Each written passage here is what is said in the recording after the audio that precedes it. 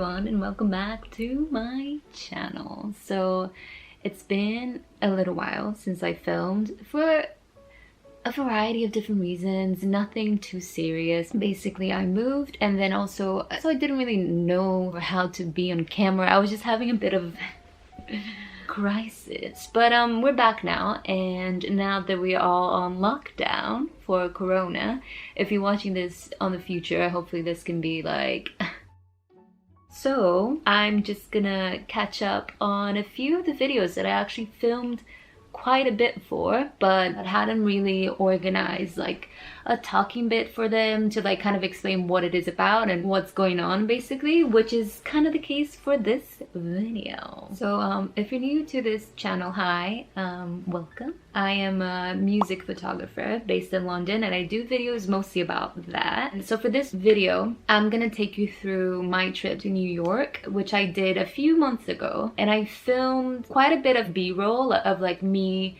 walking around and going to a few gigs and going to some camera shops and just sort of like sightseeing in New York with a little tangent toward photography and music. And I went to Rough Trade, I went to B&H for cameras, I went to a few gigs in Brooklyn, I went to a few museums. I don't know, hopefully this is interesting. I'm gonna include a little haul at the end of this video of what I bought in New York. All of it is photography related, so stay tuned for that. And let's get into it. I hope you guys enjoy it. Okay, see you in a bit.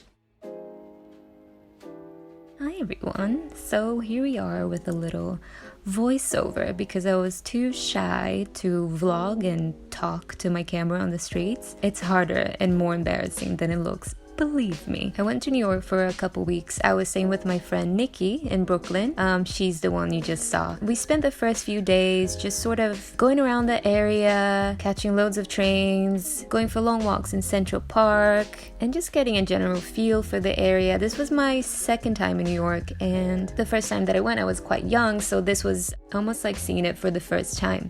The weather was so beautiful. There's a rainbow there, if you can see it. This was in October, by the way, so the weather was sort of getting chillier, but people were still out and about in their tank tops. And then, throughout the video, I asked my friend to like take some shots of me out and about, but they're just so awkward. I don't know. Anyway, it's quite painful trying to like create content in public. I don't know. Hopefully it'll get easier. But thanks so much, Nikki, for the help. And then we just walked a little bit more around. This is again in Central Park. Whenever I didn't really know where to go, I would just walk back and just have a little walk around, and it was always worth it.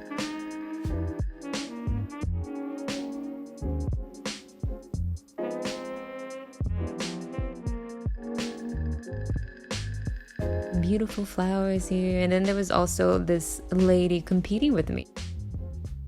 Again, like I said, it was Halloween, so there were a lot of houses decorated for it. So beautifully decorated. I don't think I got a lot of shots of it, but there were a lot of them, and they were all really elaborate. And then after that, we went to Barnes & Noble. And whilst we were there, we spotted the issue of She Shreds magazine that I have some photos in, which was so cool. It was so rewarding to see my work traveling around the world in this magazine medium. It's quite new to me still, so it's quite heartwarming. This is a shoot that I did of Kate LeBon in my flat a few months ago. I have a whole video on that shoot. If you're interested, I'll link it down below. And then, of course, we had to go to Times Square. There's no avoiding it. It was so busy, and just think of the coronavirus right now. This is really freaking me out seeing all these people together. But of course, that was way before any of this happened. And then after that, we went to see Daniel Arnaud's exhibition at Larry Gallery. I think this was, oh yeah, it was in Chinatown, it says on the paper. And it was great. It wasn't a very big exhibition, but there were a lot of photos up. And then there was also a little video being exhibited of sort of like behind the scenes of how he gets his shots as well, which was quite interesting. But I didn't film any of that because I think that might be copyrighted, I'm not sure. But the photos were amazing. They really got me in the vibe of New York. That's kind of what his work is about, the people. A lot of street photography. Some of them are quite funny as well. So yeah, go check out his work if you're interested. I'll link him below as well. And then I headed to Rough Trade NYC. I've always wanted to check it out. I've been to Rough Trade East so many times here in London. I love it. I've shot there so many times that I always wanted to see what the one in New York is like. And here by the entrance, they were advertising Starcrawler's new album, Devour You. And I think this was around the time that I released my print of them. It was cool to see it displayed like that.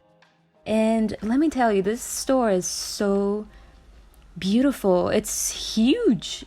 I didn't think it would be that huge. And there you can see the people working in their office. Such a dream job there. Also here in the corner, you can see Cameron McCool's photo of Angel Olsen. I love this photo. It's so beautiful. He does a lot of black and white work as well and works with musicians a lot. I'll also leave him down below so you can check him out. He's a great, great artist. I love his work. I don't know, Rough Trade was so fun. They had so many little quirky things. Everything had a very DIY feel to it. Even the bathroom was cool. Had a little Prince shrine, very on brand with the whole purple everywhere. And yeah, it was just huge. It was a bit overwhelming. I spent like a couple hours there. It was so atmospheric and nice. Yeah, go check it out if you're around the area. It's in Brooklyn, if I'm not mistaken. And then I was just walking around a little bit. I wanted to see the Brooklyn Bridge, of course. So this was me just getting out of the metro.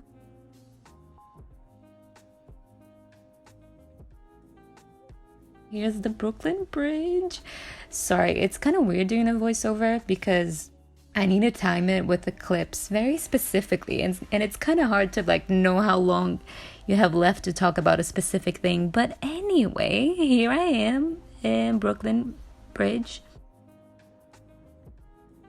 Of course, I had to get a little glimpse of the lady, and there she is in all her glory. And then whilst I was there, I was also bidding on this Nishika N8000. It's that camera that takes sort of like 3D photos. Been wanting to get one for so long, but here in London, they're quite scarce. Most of them seem to come from Japan or the US. So when I was there, I was really trying to get one. But I did lose the bid, surprisingly or not surprisingly. But I did end up finding another one online eventually. I'll show you at the end in the haul. And then me and Nikki, we went to this underground little venue in Manhattan. It wasn't that big, but once it filled up, it felt quite busy and it was lovely. We went to see For Real. I've seen them a couple times here in London. In fact, I've shot them before, I've made prints with them, I've also made a video on them. But they were around when we were around, so we decided to stop by for a gig. And it did not disappoint as usual. This was the first band opening up. They were quite fun as well, wearing some fancy dresses. And then it was time for our boys to get on stage. They're so fun to watch. You should definitely check them out if you haven't already. I believe they might be moving to the US, so maybe if you're from there, you get more chances to see them around.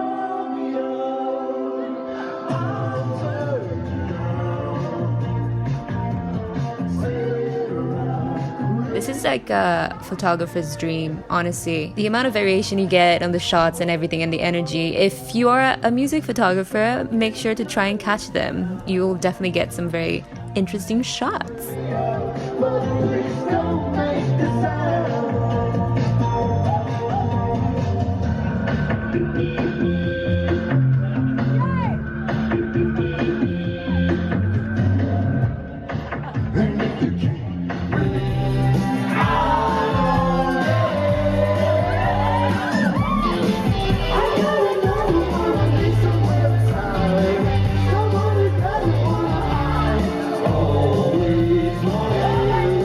And here is the video that I made with them a few months back.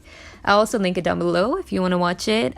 We did a little shoot backstage on one of their gigs in London. And there were prints made of this. There's a whole video about it, so I'll just link it down below if you want to check it out. All right. And then I met up with my mom and my stepdad in Times Square. They also came to New York to visit, and we met. I came from London and they came from Brazil, and we met there, and it was so lovely to be with them. And yeah, walking around New York at night is also so magical. Everything just looks so scenic with the lights, the buzz, the people.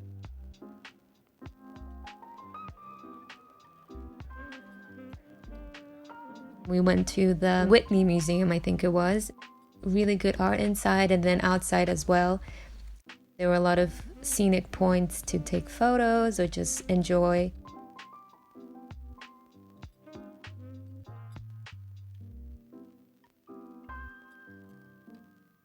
I got to see Edward Hopper's A Woman in the Sun in person, which was so fantastic. You should go check it out if you are around. We went to all the museums.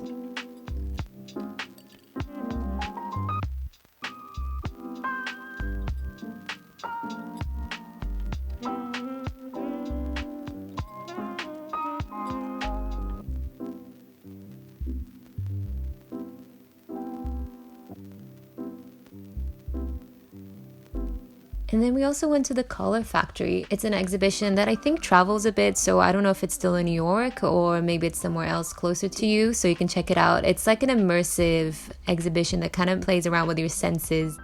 And you get to make sounds with things and swim around baubles with other people and touch things and take photos of yourself and follow little infographic maps on the floor. There's just a lot, and you should check it out if you have one around you. It's quite fun. And then I headed to B&H. Oh, I just realized this is my third time in New York, so this is my second time there. And it's just heaven if you're into cameras. The camera department is quite extensive, and the people there really know what they're talking about, so you can talk to them about what you want, your requirements. They'll advise you, and they have a really good secondhand section for cameras and all sorts of equipment. I was looking for a flash gun for my Nishika, which I didn't find, but I did find some other goodies that I'll get into at the end of the video, so stay tuned for the haul at the end. Then we went to Coney Island. I've always wanted to visit it, and it did not disappoint. It's so different to any other place that I've been. Like the vibe there is kind of creepy, kind of retro, kind of like ghost towny, but I think it's because we went there on a Monday and the park was closed, but we still got to see a bit of it, and it was lovely. It didn't even feel like New York very much because it's by the sea, and everything just felt a bit small towny. Of course, there were some people taking some wedding pictures. I don't blame them.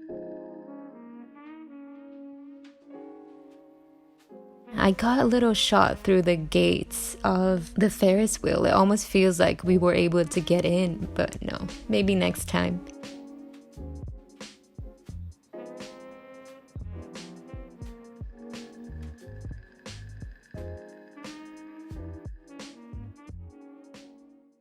Hi everyone, so we're back. So here are the things that I got in New York. So first of all, you would have seen me trying to bid and lose, but then eventually get the Nishika in 8000, which I was so pumped about because again, I've been wanting it for ages, and here it is. It came with a little cover, which is lovely. I got it on eBay.